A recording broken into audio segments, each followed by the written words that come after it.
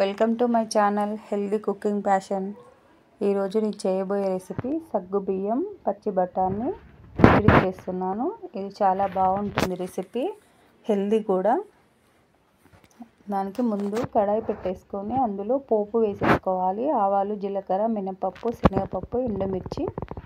అందులోకి కొంచెం ఆనియన్స్ వేసుకోవాలి. మనం ఆనియన్స్ మన ఇష్టం, వేసుకుంటే వేసుకోవచ్చు, లేకపోతే లేదు.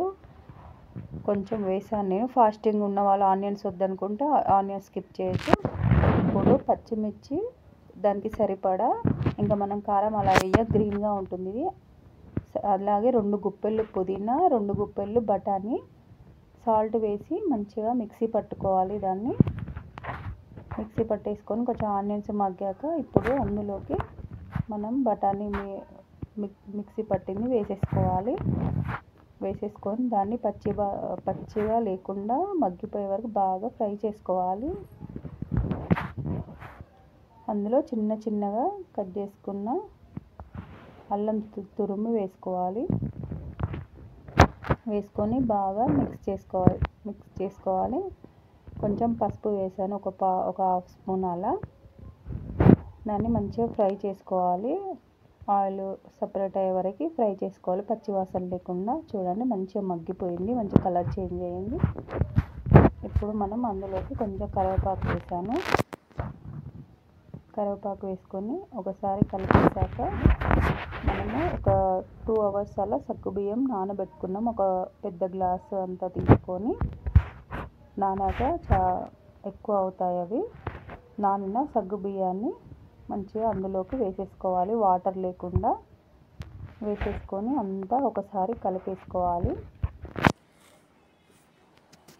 మనం ఇప్పుడు కొంచెం సాల్ట్ వేసుకోవాలి. ఆల్రెడీ మనం పేస్ట్ చేసేటప్పుడు, పుదీనా చేసేటప్పుడు కొంచెం సాల్ట్ వేసాం కదా, చూసుకొని వేసుకోవాలి. ఇప్పుడు సరిపోకపోతే ఇంకొంచెం వేసుకొని మంచిగా కలిపేసుకొని మంచిగా మగ్గబెట్టుకోవాలి. చూడండి, ఇలా అవుతుంది.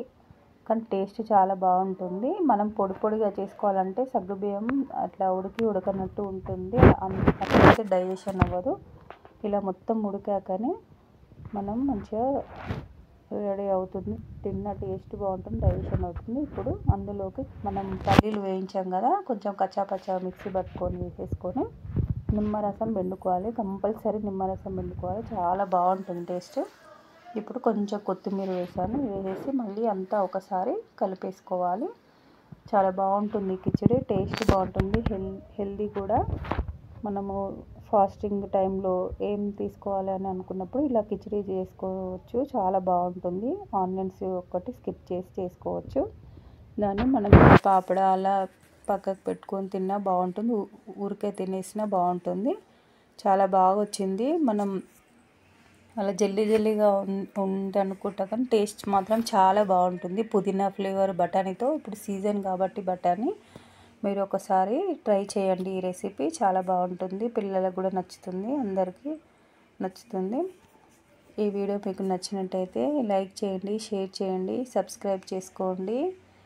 మీకు ఇంకేమైనా రెసిపీస్ కావాలంటే కామెంట్ పెట్టండి. Bye friends.